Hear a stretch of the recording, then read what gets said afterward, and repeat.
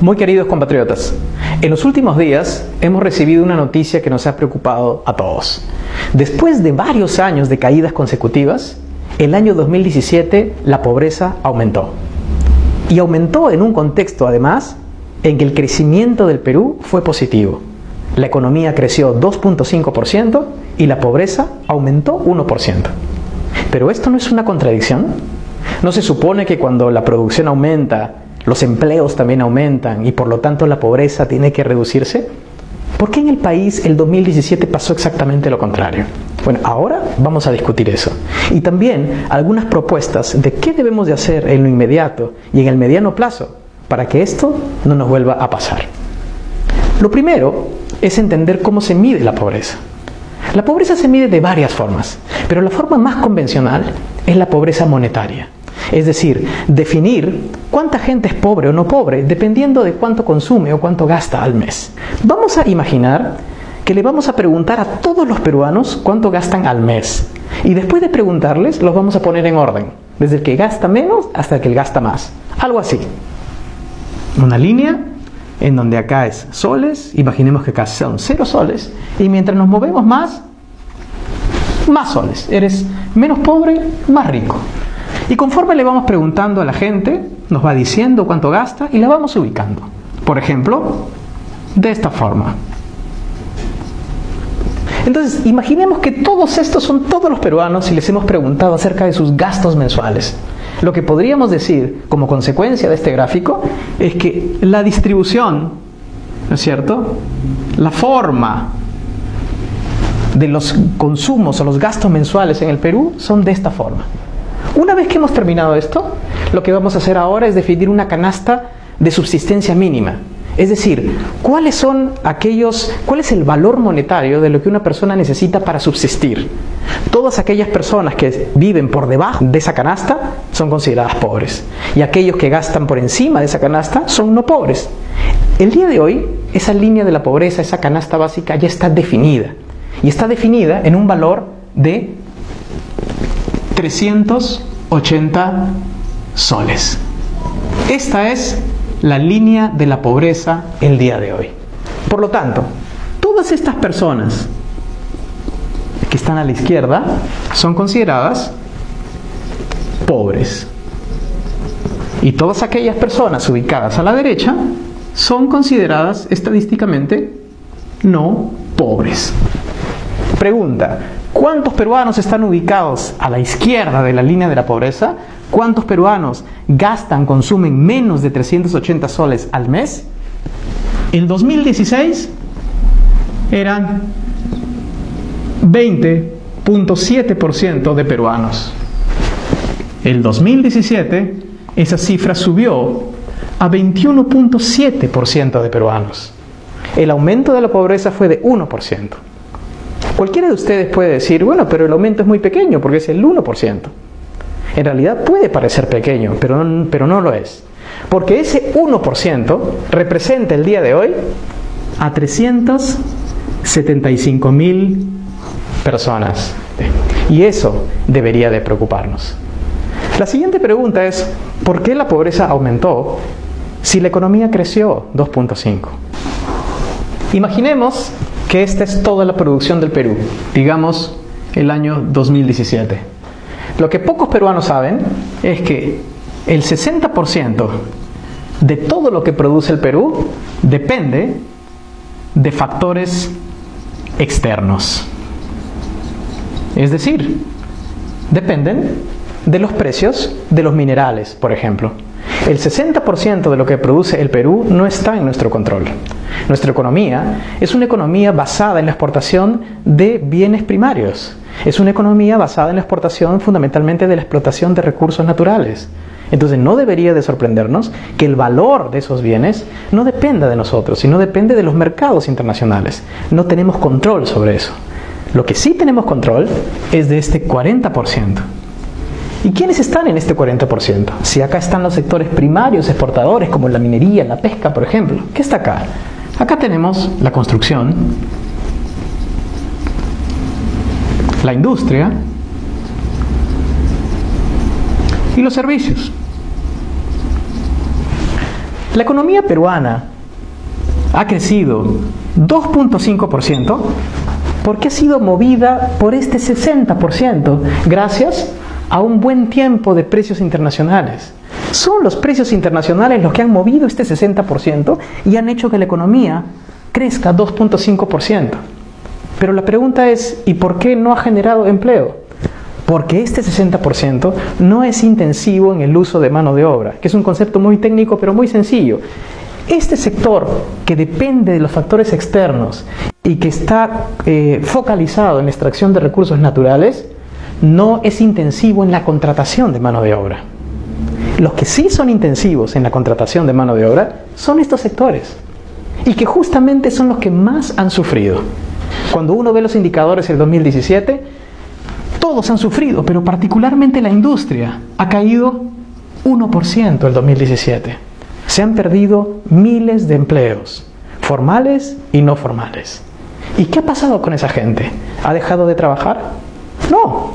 Lo que ha hecho es se ha movilizado, se ha movido a otros sectores donde les pagan menos. Sectores, por ejemplo, como los servicios. Esta reestructuración ha hecho que los gastos de las familias peruanas en promedio caigan, a pesar que la economía crece, porque se debe a otras razones. La pregunta de fondo es, ¿quiénes son los responsables? ¿Quiénes son los responsables que estos sectores, que son los que generan más empleo, hayan sufrido y por lo tanto hayan causado un aumento en la pobreza? Los responsables son los políticos que nos gobiernan, pero particularmente el Congreso. ¿Y por qué? Por sus rencillas, por sus peleas, por todo el ruido que generan en la economía y que impiden que estos sectores avancen. Les voy a poner dos ejemplos.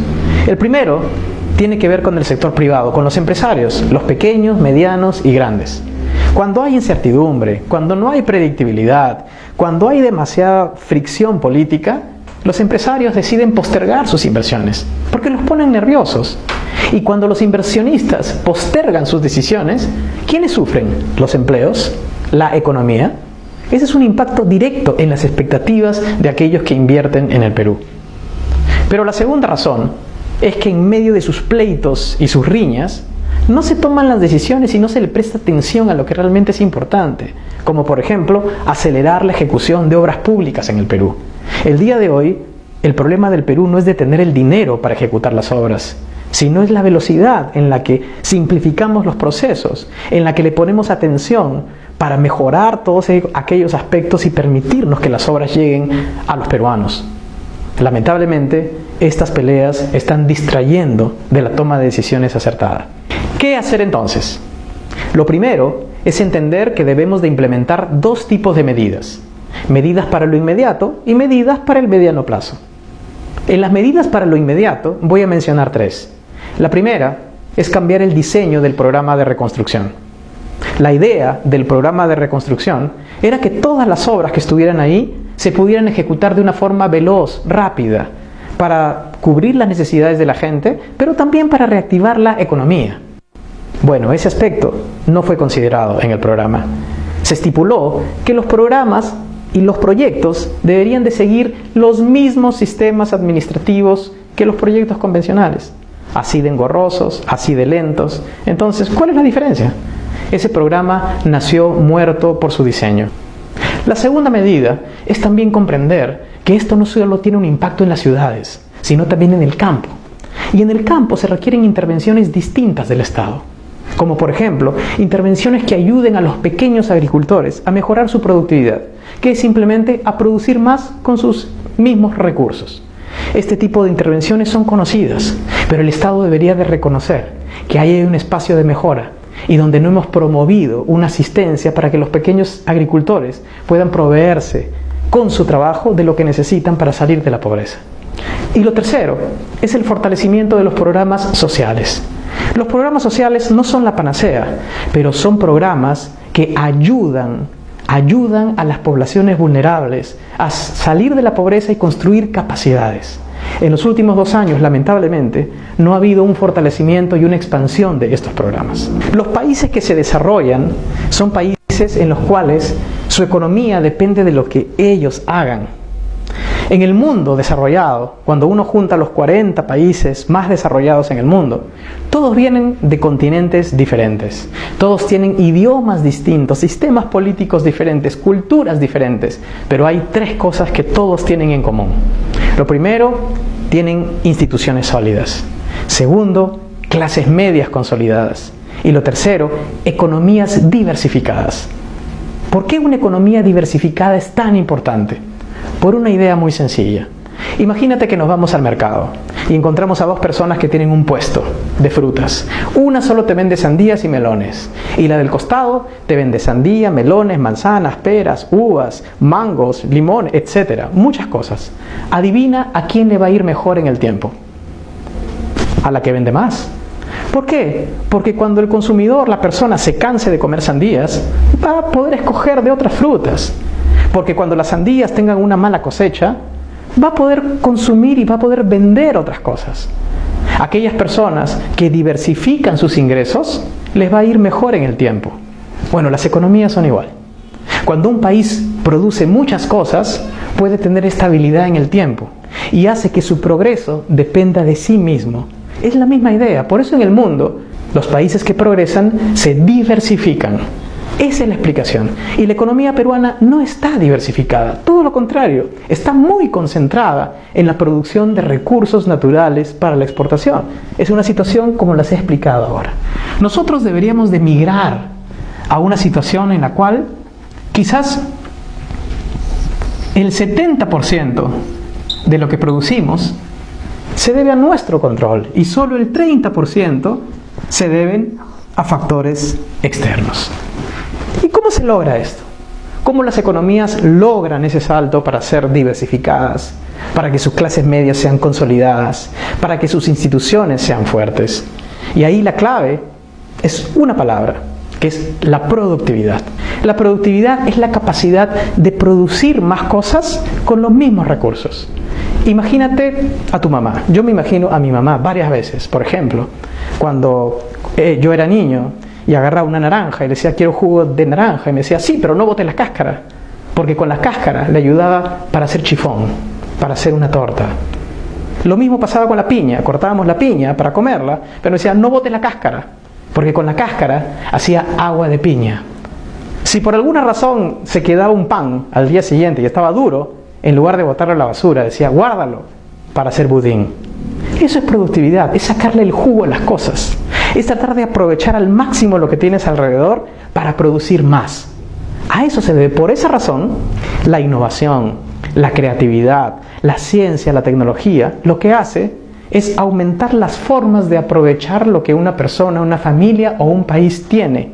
Por eso esas variables son importantes para que los países sean más productivos y para que además se diversifiquen. Y ahora la pregunta es, ¿y cómo logramos más productividad? ¿Cómo hacemos que los países sean como tu mamá y como la mía? Y ahí viene otra palabra clave, que es los talentos. Los países migran de una situación de alta concentración en recursos naturales a un país concentrado en generar valor y diversificados cuando apuestan por el talento de su gente. La productividad puede aumentar por varias formas. Por ejemplo, cuando el internet de tu casa es más veloz, porque te permite ahorrar tiempo. La productividad aumenta cuando las carreteras tienen más calidad y te puedes desplazar con más rapidez y te ahorran tiempo y puedes hacer más cosas.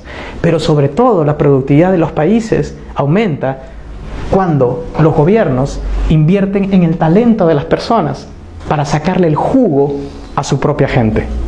Son las capacidades de la gente las que generan la innovación, la creatividad, la ciencia, la tecnología, el conocimiento, que hace que todo esto pueda ocurrir. Si el día de hoy hacemos una búsqueda en Google, vámonos todos a Internet, y busquemos la lista de los 20 países más desarrollados, y después nos vamos al mismo Google y hacemos una lista de los 20 países que más recursos naturales tienen, se van a dar cuenta que entre las dos listas no hay similitudes. Probablemente 2 o 3 países en común y nada más. ¿Por qué? Porque el progreso el día de hoy no depende de los recursos naturales. El progreso depende de los talentos. Es el conocimiento y las competencias las que generan nuevas formas de hacer las cosas. Y los talentos van a llevar que el Perú sea, primero, un país diversificado, pero también un país de clases medias consolidadas.